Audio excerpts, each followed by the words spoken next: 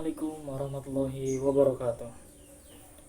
Kami dari kelompok 9 ingin mempresentasikan tentang upaya mempertahankan kemerdekaan Indonesia, ancaman dalam negeri, RMS dan PRRI.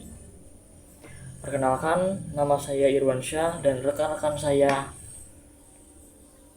Muhammad Rizky Farel dan Stanley Anfa.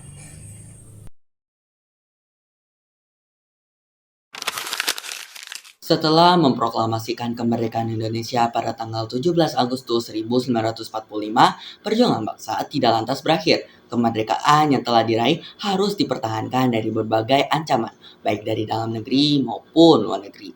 Dari dalam negeri, ada beberapa gerakan separatis yang dilakukan oleh masyarakat Indonesia, seperti RMS, PRRI, dan masih banyak lagi. Sedangkan di luar negeri sendiri yaitu Belanda. Mengapa demikian? Mengapa harus Belanda? Karena Belanda tidak mengakui kemerdekaan Indonesia dan juga kedaulatan Indonesia. Namun, Belanda ingin kembali menguasai atau menjajah Indonesia atau Nusantara. Oleh karena itu, periode setelah masa proklamasi menjadi masa krusial di mana rakyat Indonesia harus mempertahankan kedaulatannya yang baru saja mereka peroleh. Perjuangan ini disebut sebagai revolusi fisik, sebutan periode yang syarat dengan pengorbanan dan perlawanan. Pertama adalah pengertian RMS. RMS atau Republik Maluku Selatan adalah sebuah gerakan separatis yang memproklamasikan diri pada tanggal 25 April 1950. Gerakan ini bertujuan untuk memisahkan wilayah Maluku Selatan, terutama Pulau Ambon, Buru, dan Seram, dari Negara Kesatuan Republik Indonesia dan mendirikan negara sendiri. Pemberontakan ini merupakan salah satu bentuk perlawanan terhadap upaya pemerintah Indonesia kembali ke bentuk negara kesatuan setelah era Republik Indonesia Serikat. Nya adalah awal mula terbentuknya RMS. RMS sendiri dibentuk pada tanggal 25 April 1950 di Ambon. Gerakan ini dipimpin oleh Dr. Christian Robert Stephen Somokil yang biasa disebut dengan Somokil, didukung oleh bekas tentara KNIL, tentara Kerajaan Hindia Belanda yang tidak ingin bergabung dengan Tentara Nasional Indonesia.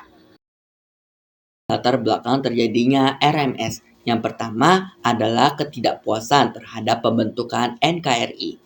Setelah konferensi Meja Bundar atau KMB pada tahun 1949, Indonesia berbentuk Republik Indonesia Serikat atau RIS yang terdiri dari beberapa negara bagian saja.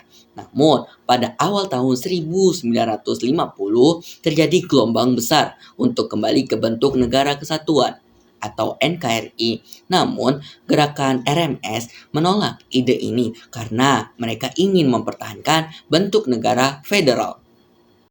Terakhir adalah sentimen etnis dan kedaerahan. Ada sentimen yang berkembang di kalangan masyarakat tertentu bahwa pemerintah pusat yang berkedudukan di Jawa tidak akan memberikan perhatian yang memadai kepada wilayah Maluku.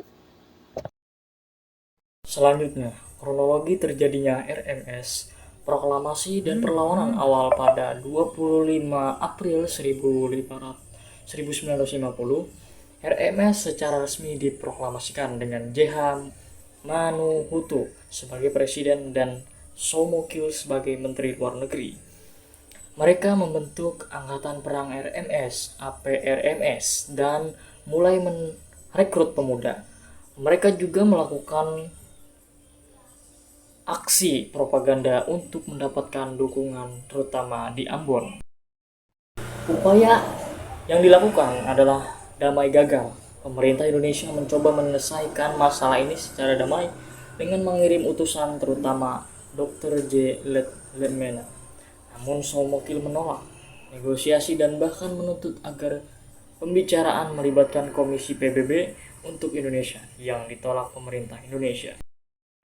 Akibatnya, operasi militer karena jalur diplomasi gagal, pemerintah Indonesia melancarkan operasi militer untuk menumpas pemberontakan. Operasi ini dipimpin oleh Kolonel Militer A.E. Kauliarang. Adapun operasi ini dilakukan sebagai berikut. Nah, yang pertama, Juli 1950, pasukan TNI atau APRIS mendarat di Pulau Baru dan berhasil merebutnya. Yang kedua, pada November 1950 pasukan TNI berhasil merebut Ambon setelah merebut Ambon dari pertempuran sengit. Dalam pertempuran memperebutkan benteng Victoris, Letnan Kolonel Slamet Riyadi gugur. Yang terakhir, perang gerilya. Setelah Ambon jatuh, Somokil dan sisa-sisa pasukannya larikan diri ke Pulau Seram dan melanjutkan perang gerilya selama bertahun-tahun.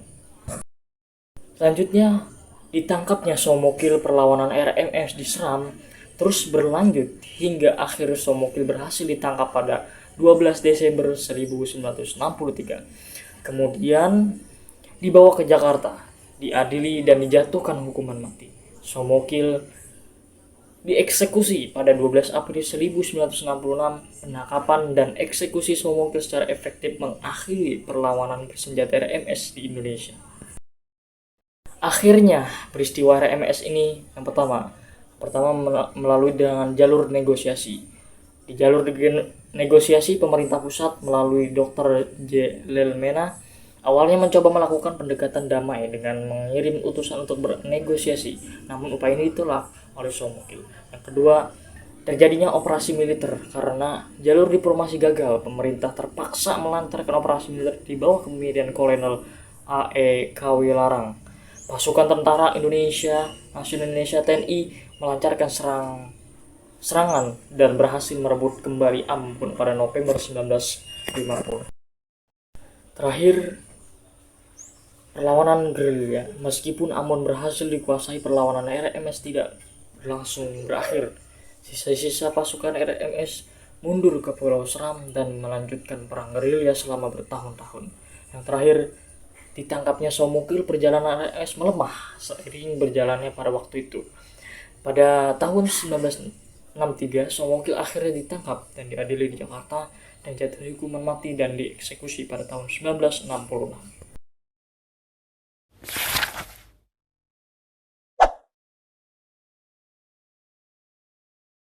Selanjutnya ada latar belakang terjadinya PRRI. Ketidakpuasan ekonomi dan kesenjangan pembangunan ini adalah salah satu pemicu utama para pemimpin daerah, khususnya di Sumatera dan di Sulawesi yang kaya akan sumber daya alam seperti minyak dan perkebunan, merasa bahwa pemerintah pusat tidak adil dalam alokasi dana pembangunan.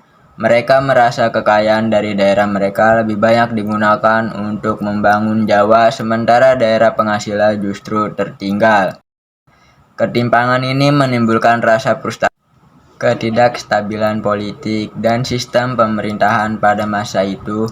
Indonesia menganut sistem demokrasi parlementer yang sering berganti kabinet. Kondisi ini menciptakan ketidakstabilan politik. Selain itu, para tokoh daerah menentang kebijakan yang dianggap terlalu sentralistik yang digagas oleh Presiden Soekarno. Mereka juga merasa khawatir terhadap pengaruh Partai Komunis Indonesia atau PKI yang semakin kuat dalam perpolitikan nasional. Selanjutnya ada kronologi terjadinya PRRI.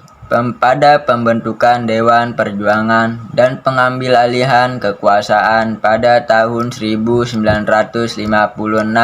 sampai 1957. Kronologi PRRI tidak dimulai dari proklamasi, melainkan dari pembentukan dewan-dewan perjuangan di daerah. Ini adalah wujud ketidakpuasan terhadap pemerintah pusat. Pada 20 Desember 1956, di Sumatera Barat, Letkol Ahmad Hussein mendirikan Dewan Banteng dan mengambil alih kekuasaan pemerintah dari Gubernur Rusyan Muljoharjo. Dan selanjutnya, pada bulan Desember 1956 sampai Februari 1957, gerakan serupa juga muncul di wilayah lain. Di Sumatera Utara, Kolonel Maludin Simbolon mendirikan Dewan Gajah, sementara di Sumatera Selatan, Letkol Berlian membentuk Dewan Garuda. Selanjutnya pada bulan Maret 1957 di Sulawesi, Kolonel Fitje Sumual memproklamasikan Piagam Perjuangan Semesta yang juga menuntut ekonomi daerah. Puncak konflik dan proklamasi 1958. Ketegangan antara pusat dan daerah mencapai puncaknya setelah upaya negosiasi gagal. Pada 10 Februari 1958, Letkol Ahmad Hussein mewakili dewan-dewan di Sumatera mengeluarkan ultimatum kepada pemerintah pusat. Ultimatum ini menuntut agar Kabinet Juanda mengembalikan mandatnya dan meminta Presiden Soekarno kembali pada posisi konstitusionalnya. Pada 15 Februari 1958, karena ultimatum ditolak oleh pemerintah pusat, Ahmad Hussein memproklamasikan berdirinya pemerintahan Revolusioner Republik Indonesia atau PRRI di Padang, Sumatera Barat. Akhir dari peristiwa PRRI. Operasi militer besar-besaran. Pemerintah pusat meluncurkan beberapa operasi militer gabungan yang dipimpin oleh Angkatan Perang Republik Indonesia untuk menumpas PRRI. Operasi yang paling terkenal adalah Operasi 17 Agustus di Sumatera Barat. Pasukan TNI berhasil menduduki kota-kota penting seperti Padang, Bukit Tinggi, dan Medan yang merupakan pusat kekuatan PRRI. Lemahnya kekuatan PRRI seiring dengan berhasilnya operasi militer, kekuatan PRRI semakin terdesak dan terpecah belah. Persenjataan dan logistik mereka mulai menipis dan banyak prajurit yang memilih menyerah. Penembakan pesawat yang dikendalikan oleh pilot asing pada Mei 1958 juga menguapkan adanya keterlibatan asing yang kemudian memicu pengurangan pendukungan dari pihak luar. Amnesti dan penyerahan diri. Untuk menyelesaikan konflik secara damai, pemerintah pusat menawarkan amnesti kepada para pemberontak yang bersedia kembali ke pangkuan NKRI. Tawaran ini dimanfaatkan oleh banyak tokoh dan pengikut PRRI. Pada 29 Mei 1961, pemimpin utama PRRI, Letkol Ahmad Hussein, secara resmi menyerah bersama dengan sekitar 24.500